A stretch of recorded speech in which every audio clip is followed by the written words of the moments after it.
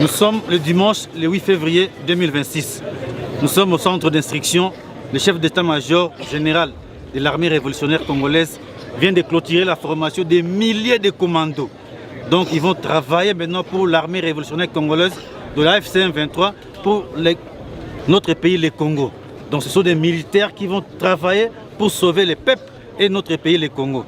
Désormais, ce sont plusieurs commandos que vous avez vus, des milliers de commandos. Ils vont servir l'armée révolutionnaire congolaise et ce pays, la République démocratique du Congo.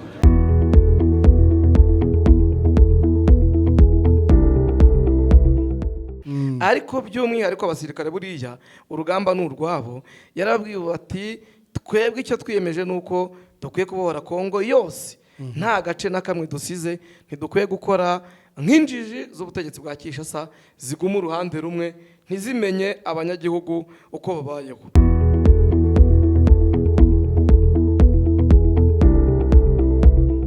Yes, nanone abadukurikiye rero kuri Africana TV nahangaha dutangira ikiganiro cyacu. Mbibutse ko uyu munsi turi ku itariki ya 11 Gashyantare 2026 turagarutse 75% twari babwiye ko ari amakuru mamutamenye aturuka mu gihugu cy'abaturanyi hakurya muri Repubulika Iharanira Demokarasi ya Kongo. Niyo mpamvu duherereye aho ngaho nyine. Amakuru duheraho nayo ngayo. Ndi kumwe na Vincent rero. Vincent ameze neza? Meze neza ndaho ndakomeye. Yose urayafite? Turayafite yose rwose. Aha, turahera herero. Turahera mu burasirazuba bwa Repubulika ya Demokarasi ya Kongo ahitwa Canzu. Canzu, son dimanche abantu barabyumvise ko muri iki cyumweru habaye umuhango ukomeye cyane, ikitwa mu cyongereza bayita pass out. Ni pass out mu cyongereza. Batayo zirindwi.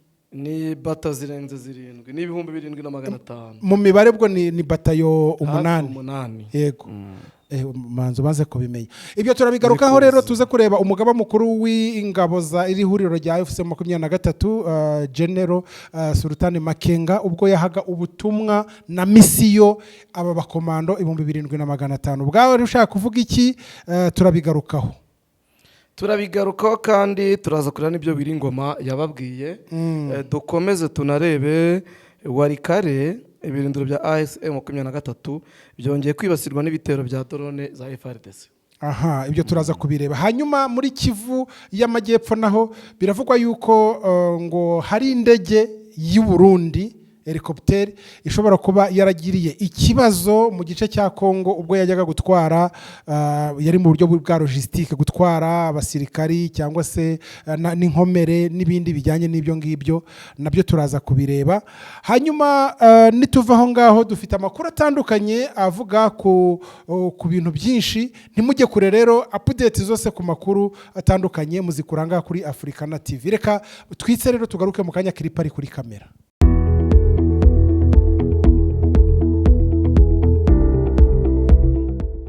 Yes, reka rero tugaruke turambura neza amakuru yacu avugwa hano kuri Africana TV kuri uyu mugoroba tariki 11 z'ukwezi kwa kabiri 2026. Mwarabibonye rero ku mbuga zitandukanye, ku mbuga nkoranyambaga muri iki cyumweru hagaragaye akarasisi gakomeye cyane, abasore baca mu miriro, abangaba bitwa abakomando, ni special force ya yihuriro AFCM 23. Twarababonye bakora pass out nkuko rumaze kubivuga. Ni abasirikare ubona b'abajene kandi bafite imbaraga, ubona yuko bakoze imyitozo ihambaye. Hanyuma se batandukaniye n'abandi basirikare? Navuga yuko batandukaniye n'abasirikare ba FARDC kubera yuko burya abasirikare ba ASM 23 Armée Révolutionnaire Congolaise nta tandukaniro bafite kuko batoza umutoza wabo n'umwe, ahubwo turabagiranye n'abasirikare ba FARDC.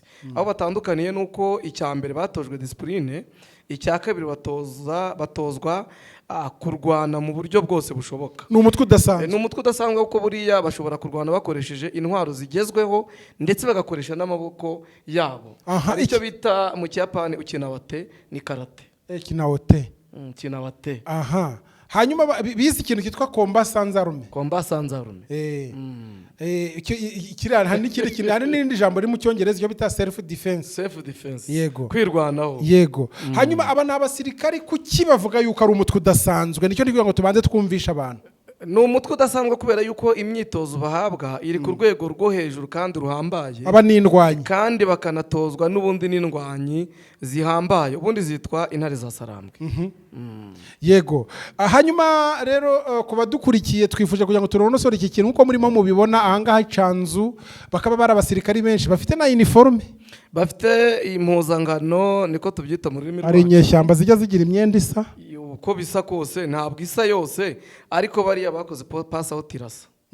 Urumva ni ibintu bateguye kugira ngo ugire discipline, burya nuko nuwo muba mugendana muba muhuje imyambarire, babikoze ari icyo bagamije. Ariko akarasisi bakoze kari kameze nka fête de l'indépendance. Erega buriya niba ahantu bari kubohora abantu bari bafite ibibazo bitandukanye, kuba wagira droit d'expression yari ntayo, kuba wagira uburenganzira bwo kwishyura ukizana, gutembera ndetse no gukora umurimo ushaka, kuba batari babifite, ariko aho babohoye bakagira ubwo burenganzira, iyo bakoze pass out rero biba bimeze nko gukora umunsi mukuru w'ubwigenge, kubera misiyo bahawe ndetse n'ibyo baganirijwe n'intumbero bafite babihuza n'uwo munsi mukuru. Inyeshyamba zica mu muriro si inyeshyamba nk'uko uzivuga, kubera ko ni abanyekongo, nubwo leta ya Kongo bita inyeshyamba, burya nta nyeshyamba y'umuturage ibaho, kuko ni abana ba Kongo. Nubwo Kongo bihakana, ugiye mu mateka maremare ya Kongo ukareba bari abaturage, usanga ari abaturage bagiye hariya bajyanye n'ubutaka.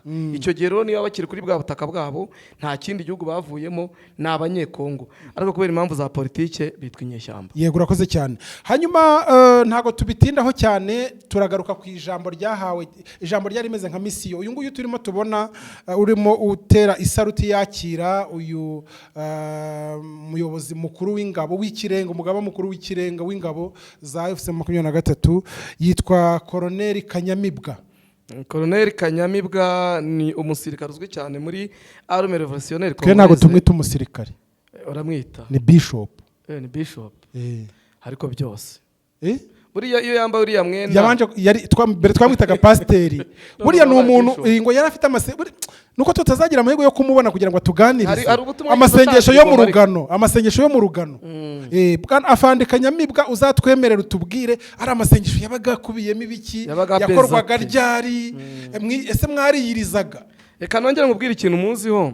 Mu gihe cyo kwizihiza igihe bari bamaze bageze muri Nord Kivu, Igo mu bundi niwe wavuze ijambo ry'Imana. Turi kuri stade mu giterane, ndabyibuka. Yavuze ubutumwa bukomeye, avuga yuko Imana yabanye nabo guhera batangiye urugamba rwo kubohora uburasirazuba bwa Repubulika ya Demokarasi ya Kongo. Avuga yuko iyo Imana itahaba afatanyije n'uwo bita Ernest Sebagenzi, yuko batari kugera ku byo bagezeho. Kuba bishop ni bishop nibyo nk'umwuga, ariko afite n'undi mwuga nanone urenzeho kuba bishop. Ni umukozi w'Imana, ni umukozi nanone w'abaturage. Twongera ko n'umukozi w'abaturage. Afande Kanyamibwa hari rero turamusuhuje muri iki kiganiro makuru cyacu cy'uyu munsi. Uzatwemerere tuganira ariko kuri kote ijyanye n'amasengesho, buriya abasirikare kote yivuga butumwa muri AFC23. Aha, ubwo yakiraga rero General Sultan Makenga, akaba rero aba basirikari barahawe ubutumwa bukubiye mu byiciro twavuga nka bitatu. Hari ikintu kimwe ngira ngo yenda katubanze twumveho gato ibyo General Sultan Makenga yababwiye, ni mu rurimi rw'Igiswahili. Nimekuja kuelezea kwamba mmepasi mafunzo ambayo mmefanya, mafunzo ya kutosha, so mmepasi na muvae kofia.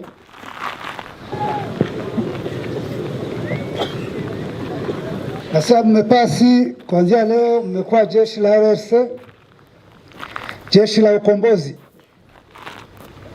na mnakuwa mnaimba ni jeshi ambalo limesimama kukomboa nchi yetu, kukomboa wananchi. Nchi yetu inaongozwa na wajinga ambao wanakaa Kinshasa, ambao wamekamata nchi ya otage, wameua nchi, kila kitu wamebomoa, wanaua wananchi, government ambayo inaua wananchi wake. Wakongomani wote wamekuwa wakimbizi nje ya nchi, na wengine kwa nchi ni wakimbizi ndani ya nchi. Nkuko tubyumvise ubwa mbere aberetse ko aho bagiye kwinjira baje mu kazi, nta mikino. Yabibukije ko baje mu kazi kandi Katoroshye. akazi gakomeye ko kubohora igihugu. Yego. Icya kabiri yavugaga ni ikijyanye n'uko baje basanga abandi bamaze igihe mu kazi. Bazabatoza kuko bazaba bataje gukora bonyine, bazabereka tere kandi bakababwira buryo ki bakwiye kwitwara, ko bakwiye kubahiriza inama bagirwa ndetse bagakoresha umutimanama wabo cyane kurenza gukoresha ibindi byiyumviro bivuye ku ruhande. Aba basirikare rero ibyo tutavuze ni uko mu gutozwa kugira ngo babe indwanyi muri ubu buryo bafite kandi bahawe indi misiyo ikomeye. Bahawe misiyo ikomeye yo kubohora igihugu cya Kongo cyose. Gute? Kuko yavuze yuko uko wongeyeho ngo cyose icyose kuko yavuze ko igihugu cya Kongo ubutegetsi bw'Ikishasa ari injiji, ko bugera uruhande rumwe butagera mu gihugu cyose. Yego. Niyo mpamvu iyi liberation ireba igihugu cyose. Ni ukuvuga ngo mu cyerekezo cya General Sultan Makenga ni uko urugamba rugomba gukorwa nta mikino nta no kujenjeka. Ni urugamba rusaba ubwitange nk'uko yaranabivuze cyagihe ari mu bice bya Himbi. Yabwiye abayobozi batandukanye mu nzego z'ibanze yuko bakwiye kumva ko urugamba rugiye gukomeza, batakwiye kwicara. Ariko by'umwihariko abasirikare buriya urugamba ni urwabo. Yarabwiwe ati twebwe icyo twiyemeje nuko dukwiye kubohora Kongo yose, nta gace na kamwe dusize. Ntidukwiye gukora nk'injiji z'ubutegetsi bwa Kishasa ziguma uruhande rumwe ntizimenye abanyagihugu uko babayeho. Impamvu yabivuze ndagira ngo mbikwibutse. Igihe Ikishasa ku itariki 7 n'esheshatu hagwaga imvura ikomeye. Yego. Umwuzure wateye Kishasa mu bice bitandukanye. Kisekedi arimo yigendera i Burayi. Abwo rega nahagana kuwa gatanu no kuwa gatandatu. Yego. Yarimo yigendera i Burayi atitaye ku bibazo abaturage bari guhura nabyo. Mu byo rero General Major Sultan Makenga avugaga byerekana ubujiji na kirimo. Yego. Aha, ngayo nguko. Hanyuma rero nyuma y'ibi ngibi nuko aba basirikari bagomba kujya ku rugamba, ariko urugamba rutoroshye. Ariko icyo tugiye kuvugaho ni iki rero?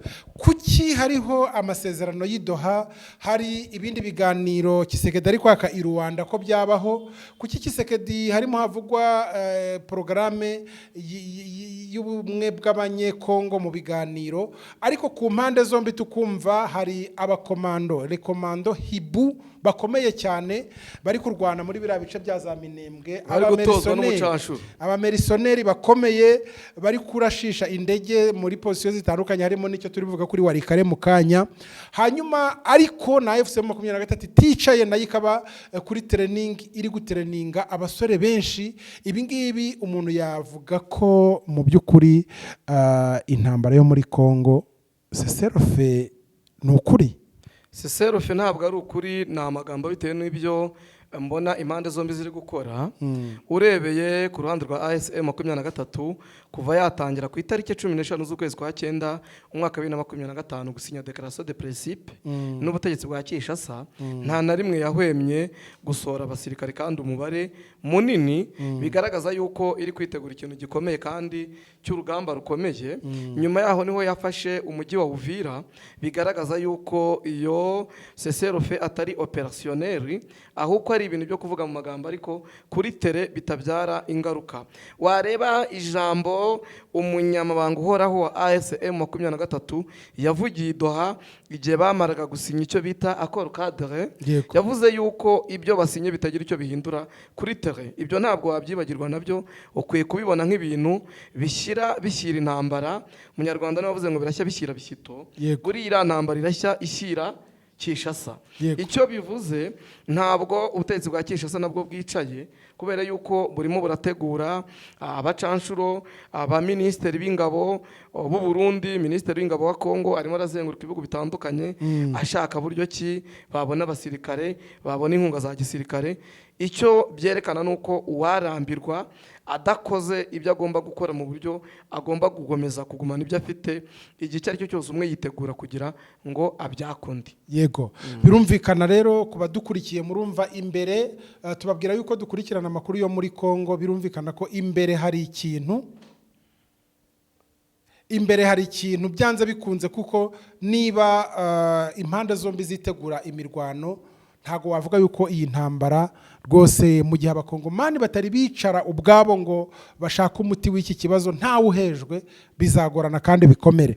Reka tutabitinzeho rero twaricanzu tunavuze kuri amwe makuru twitse gatoya duhite tumanuka twerekeze ku murongo w'urugamba turebe ese bimeze bite kuri ligne de front byaba bimeze gute.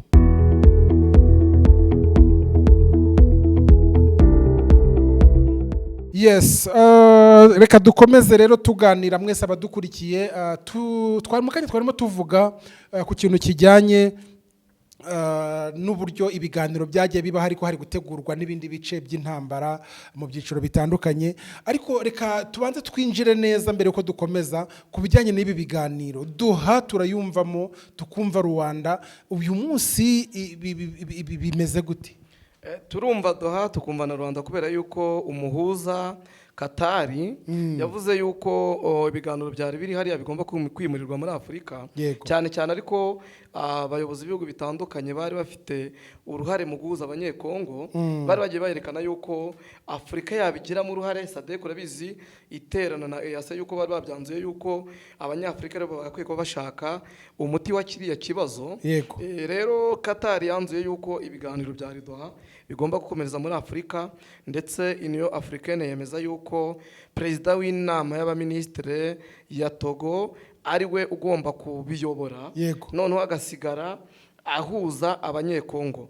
I Rwanda rero niyo mpamvu ubona kubera iyo ari cyo gihugu cyahiswemo navuga yuko cyakomeza kubihostinga, ariko rimwe na rimwe kikabyikuramo kikavuga yuko Togo ariyo yabyakira, ukabona hakikirimo ikibazo cyo kuvuga ngo hagati ya Rwanda na Togo uzagira imbaraga ninde. Rwanda rero ishobora kugira imbaraga mu gihe Tshisekedi ariyo yizera, kubera yuko rimwe na rimwe akoropinga uyu muyobozi wa Angola akumva ibyo yifuza, ariko mu by'ukuri abanyekongo ubona bamwe na bamwe batamwizera, ahubwo bakizera perezida w'inama y'abaministre ya Togo. Ubona ari nacyo cyifujwe na Katari yuko byajya muri Togo, noneho umuhuza washyizweho na Union Africaine ariwe perezida w'inama y'abaministre ya Togo ariwe wakomeza kuba umuhuza mukuru, akaba ari uhagararira babahuza bashyizweho na EAC ndetse na SADC. Barabazi ko bagera muri 7 bahoze ari abakuru b'ibihugu, harimo perezida wa Kenya, harimo wahoze ari perezida wa Nigeria, harimo wahoze ari perezida muri Ethiopia, wahoze ari perezida muri Centrafrica n'abandi batatu. Hanyuma umuntu agiye muri package y'ubundi iri muri ibi biganiro ni ibiki ubundi baganiraho bitaganiriwe ahandi bidakemuka, ni ibiki biri kwinjira muri portefeuille harimo iki?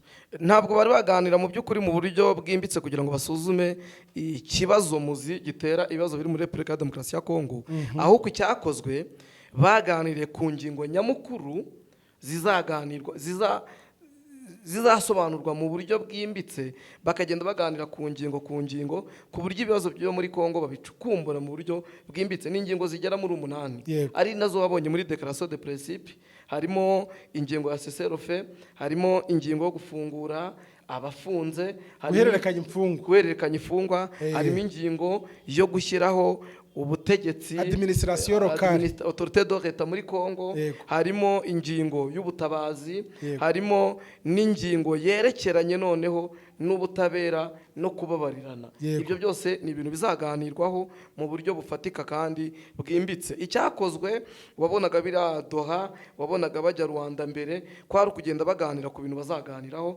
none Declaration de Principe imaze gusinywa, accord cadre imaze gusinywa, ejo bundi abo icyo bita mécanisme de vérification du cessez-le-feu bamaze kuyisinya nayo, none igisigaye ni ukuzagenda baganira kuri buri ngingo bavuga ngo ubundi burasirazuba bwa Kongo ni ukwera buhora kuki buhoramo amakimbirane, ni ukwera ki Repubulika ya Demokarasi ya Kongo irimo imitwe irenga 200 na ibyo none bakicara bakabisesengura, umuhuza hari bakabwizanya ukuri torerwa igisubizo mu buryo bufatika. Ni nacyo uwahoze ari perezida wa Nigeria Olusegun Obasanjo yavuze ubwo yajyaga muri Uganda, kuko amaze iminsi akora urugendo, yagiye Kinshasa, ajya Burundi, aza mu Rwanda, ajya no mu Bugande. Yavuze yuko ibibazo bya Kongo bidashobora gukemuka mu gihe bataganiriye ku kibazo muzi gitera ibibazo biri mu burasirazuba bwa Kongo no muri Kongo muri rusange. Ariko ikibazo muzi nawe urakizi. Ikibazo muzi ndakizi. Nta nubwo nkizi ngiye nyine, ahubwo abantu benshi barakizi yuko kugeza uyu munsi uburenganzira bw'ikiremwa muntu niryo shingiro ry'ikibazo kiri muri Kongo, cyane cyane rwandofone. Bavuga ikinyarwanda n'igiswahili buriya nibo badafite uburenganzira kurusha abandi. Ariko hari n'abandi batabufite, ariko abo nibo batabufite cyane. Yego. N'ibindi biterwa n'umutekano muke bitandukanye. Ngibi rero mwumvaga amasezerano gusa, mukumvaga abantu bazajya kuganira, ariko ntimumenye ngo bazajya kuganira iki, kubera iki, kandi hehe, karagaciyemo kugira ngo tubanyuriremo. Reka rero noneho tumanuke twinjire kuri ligne de front, ngo twadutangiye tubivuga. Duhere muri Kivu y'Amajyepfo mu makuru avugwa. Tujye muri Fizi. Fizi haravugwa imirwano muri weekend. Urabizi yuko drone zari zimeze nabi za Minembwe. Minembwe Puezero ukomeza ujya mu bice bya Mikenge ndetse n'utundi duce dutandukanye twa Fizi. Ni naho byarangiye indege y'abarundi irashweho ya helicopter yarije gutora inkomere z'abayobozi b'igisirikare cy'u Burundi bari bakomerekeye mu batora duce twa Puezero, ariko harimo n'abandi bapfuye. Ngo bakaba baraje iyi ndege, mu by'ukuri iyi ndege iva i Burundi ikaba barayihoreye, ariko ngo yaje ahagana mu mugoroba. Ariko hari amakuru nabonye yuko babaye nk'abashaka kuyirasa, basa n'abapima ngo bayirase, ariko baza kubona yuko ishobora kuba ije gutabara abantu. Twirwanira iravuga ati katureke babatabare, niba atapfuye akaba yakomeretse, katureke babatabare babajyane, genda turebe ko ubwo bumuntu nabwo bwazabafasha bugatuma bisubiraho. Yego. Ariko hari n'abandi bafashwe amateka buriya b'abarundi. Hari abarundi bagera muri 6 bafatiwe muri territoire ya Uvira, bafatirwa mu bice bikontororwa na AFCM 23 twirwaneho. Yego. Aha, ngibi rero ibyavugwaga mu majyepfo. Tujye muri Kivu y'Amajyaruguru mu gice kirimo na Warikare. Hanyuma turaza no kuvuga ku n'imirwano yabaye mu gice cya Masisi muri Rucuru, aho hakomeje kuvugwa indiri irimo FDLR. Warikare nk'uko bivuga, uyu munsi niho ibirindiro bya M23 biraho bitamo injenje byarashwe n'indege zitagira abapilote za FARDC guhera mu gitondo mu saa 2 kugera mu saa 5. Bombe zari nyinshi. M23 ariko mu makuru twabonye nuko nta byinshi yatakaje nk'uko ubutegetsi bwa Kinshasa bwabyifuzaga. Ibyerekeranye n'intambara ya Rucuru guhera ku wa 6 kugera ku cyumweru ndetse no kuwa mbere mu rukerera mu saa 9 n'igice, hari ibitero bikomeye mu bice bya Bwito, aho abarwanyi ba FDLR na Wazalendo bagabye ibitero ku mutwe wa AFCM 23. Aha, ngira ngo ni ku cyumweru cyangwa se mu bice byo kuwa 6 mu cyumweru gishize. Nibwo habaye iyo violence. Hari ahantu hakurya za Giseguro na za Bwito, aho ngaho gutyo bivuga yuko ari igice kiri mu buryo bwo kwihishahishamo. Haracyarimo abacengezi benshi baturuka muri FDL ndetse n'ingabo za leta na Wazalendo, kubera ko kiriya gice ni igice ubundi cyarimo abarwanyi ba FDL ku buryo bukomeye cyane, kuko bafite ubwihisho bwa Parike do Virunga, noneho bakavamo kubera bakoze infiltration, none bakaza bari abaturage ntabwo bari babasha kumva neza M23, bamwe muri bo bagahisha bari abacengezi, none iyo bakabaha n'amakuru. Iyo baprofise rero bakabona bamaze kwiyegeranya, bamaze no guhishura intwaro zabo, barasa abarwanyi ba AFCM 23. M23 rero niho nayo yakoze operation bise Safish, itangira kubashakisha, irasa ibirindiro byabo. Yego, urakoze cyane. Murakoze.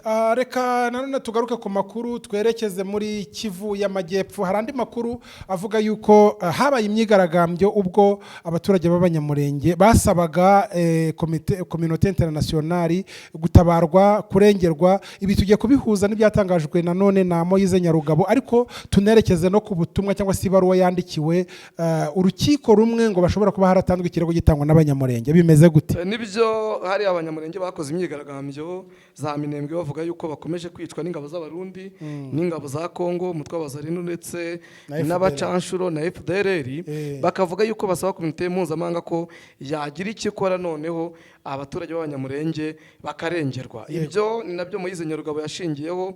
Moise Nyarugabo abatabariza avuga yuko drone zidasiba kubarasa. Freddy Kaniki yungamo avuga yuko abatabariza ko batakibona umunyu, batabona isukari, batabona isabune, nta kintu na kimwe cyo mu ruganda babona. Ibyo byose byaje gukurikirwa ni kirego cyatanzwe n'abanyamurenge babiri bagitanga mu rukiko rwa Afurika y'Uburasirazuba rw'umuryango wa Afurika y'Uburasirazuba rushinzwe ubutabera barega leta y'u Burundi yuko igisirikare cyabo gikomeje kubicira abantu hari nabishwe cyane bashingira ku mvugo cyangwa ku magambo yavuzwe n'umuvugizi w'igisirikare cy'u Burundi Baratuza Colonel Gaspard Baratuza avuga yuko igihe cyose batazitandukanya no twirwaneho bazabarasa. Ibyo nabyo ni byabaye mw'iki cyumweru cyarangiye. Urakoze cyane. Hanyuma reka tugaruke no muri domaine y'amategeko. Urukiko rwa Afurika yunze ubumwe rufite rwa EAC rufite ubuhe buremere bwo kuba kwakira ikirego. Ese abaturage bashobora gutanga ikirego mu rukiko bakarega leta, haburana nde? Ibi ngibi iyo hagize utsindwa bigenda bite? Mu mategeko urukiko rwa East Africa rw'ubutabera ubu competence bafite ya mbere nuko bashobora kuburanisha amareta. Icyo ngicyo ni icya mbere.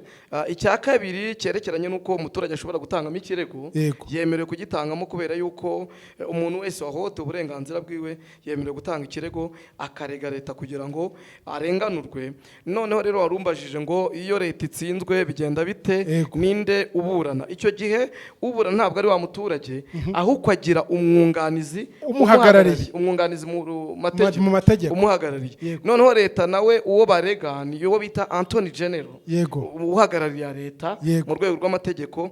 Icyo gihe leta iyo itsinzwe bayica icyo twakita ihazabu, ariko bakayica n'impozamarira mu gihe abatanga ikirego iyo harimo umuntu uri pointe nk'uko bavuga bati yenda generali ukuriye igisirikari niwe twe turega.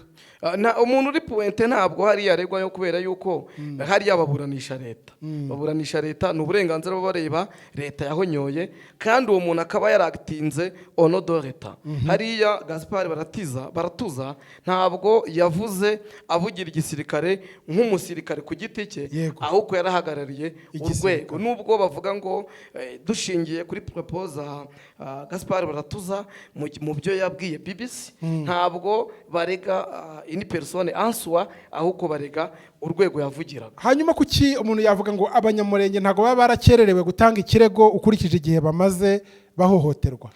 Mu butabera buriya ntabwo umuntu ajya akererwa mu gihe ari ibyaha bidasaza kubera yuko ibyaha birimo bikorwa ni ibyaha by'imaragihe kandi bigikomeza bitararangira gukorwa, keretse iyo biba ari ibyaha byarangiye hakareba icyo bita prescription de infraction.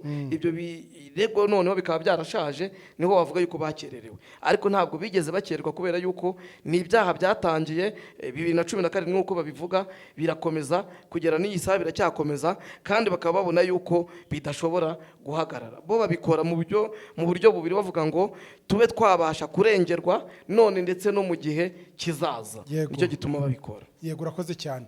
Hanyuma reka rero ibi ngibi hari aho bihuriye n'uburyo amahanga yagira icyo abikoraho. Ndagira ngo tugaruke no kuri Leta Zunze Ubumwe za Amerika muri iki kibazo. Hari aho bihurira cyane kubera yuko nshingiye nko kubibera muri za Minembwe ndetse no muri territoire ya Uvira.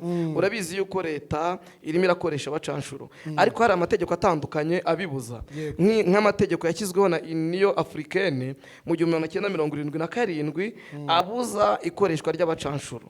Iryo ngiryo naryo ni itegeko rishobora gutuma communauté internationale ndetse na Leta Zunze Ubumwe za Amerika zireactinga washingira no kubibera mu nteko ishinga amategeko ya Leta Zunze Ubumwe za Amerika. Nk'ejo bundi komisiyo y'uburenganzira bwa muntu yarateranye, ejo naho hashize ku itariki 10 yarateranye naho yiga ku bibazo bibera muri Afurika, cyane cyane mu burasirazuba bwa Kongo. Ivuga ku kibazo cya leta ya Kinshasa mu gukorana n'umutwe wa FDLR.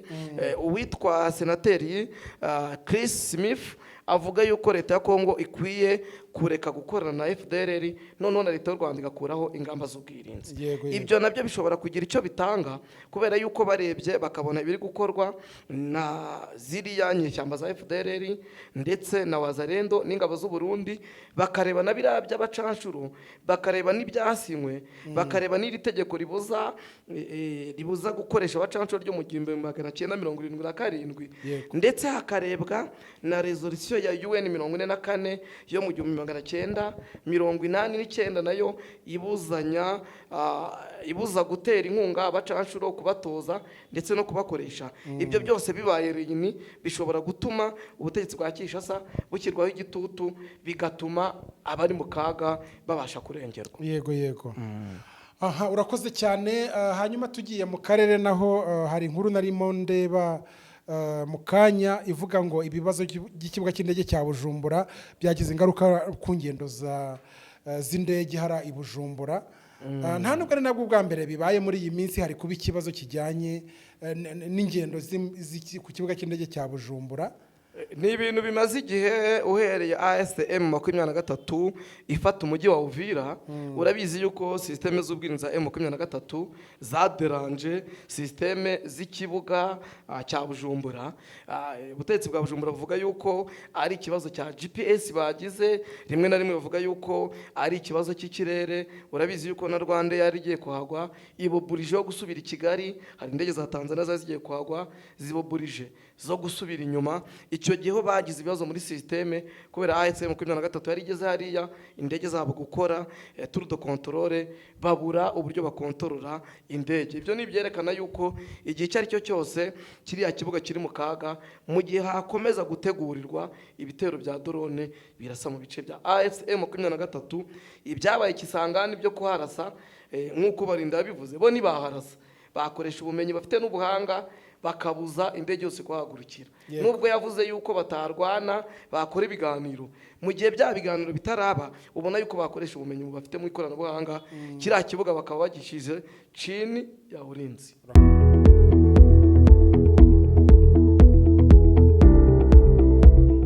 Yes, ngira ngo amakuru tuba tubafitiye ni menshi, nimukajya mujya kure ya Africana TV, ariko hari n'andi makuru nanone tuba dufite.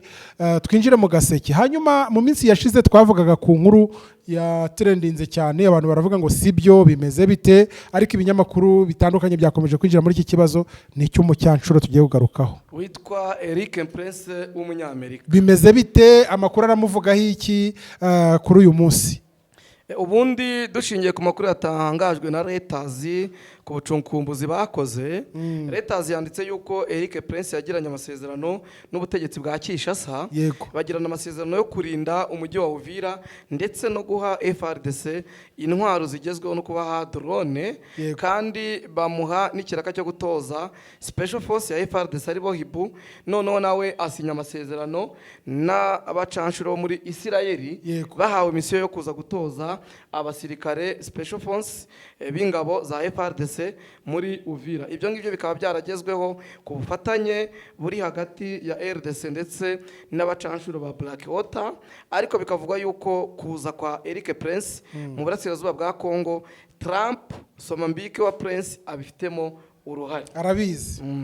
Nabonye rero Leta zikimara kubyandika, Olivier Nduhungirehe ambasaderi akaba na ministeri w'ububanyi n'amahanga w'u Rwanda yahise asimbukira ku rukuta rwe rwa X, yandika yuko ibi bintu isi ikomeje kubirebera, umuryango mpuzamahanga ukarebera ikoreshwa ry'abacanshuro Repubulika ya Demokarasi ya Kongo ikomeje gukora, kandi bibujijwe n'amategeko. Avuga amategeko atandukanye, avuga amasezerano mpuzamahanga atandukanye, by'umwihariko ariko navugamo nk'abiri kubera yuko si ngombwa kubirondora byose, tuzabifatira umwanya. Iyo amategeko ntega amatwi nanjye. Yavuze itegeko rya Union Africaine ryo mu 1977 iri rivuga Ivuga iki? ribuza ikoreshwa ry'abacanshuro, avuga resolution ya UN 44 yo mu 1989 ishingiye no ku itegeko ryo mu 1989 Yego. ribuza naryo ikoreshwa ry'abacanshuro, kubatoza, kubaha intwaro no kubifashisha. Yego. Ibyo byose bigarukaho yerekana ko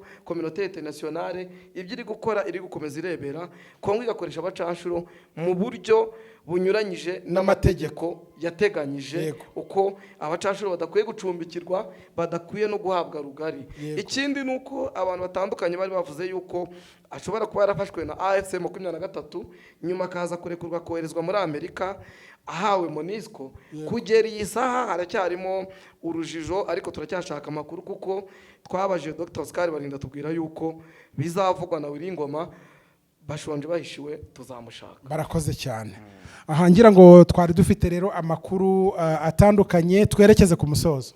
Twerekeze ku musozo tuvuga ku biyerekeranye na MONUSCO uburyo igiye kujya muri Kivu y'Amajyepfo. Birumvikana. MONUSCO igiye kujya muri Kivu y'Amajyepfo, igereza Uvira, ariko Beni naho uyu munsi no hagiyeyo umunyamabanga mukuru wungirije wa MONUSCO bamwita Jean Pierre Kurwa. Nyuma yuko avuye Kinshasa abonanye n'abayobozi mu rwego rwa politike, abonanye n'abanyamadini, ariko binateganyijwe yuko azaza mu mujyi wa Goma akabona n'ubuyobozi bwa AFC M23.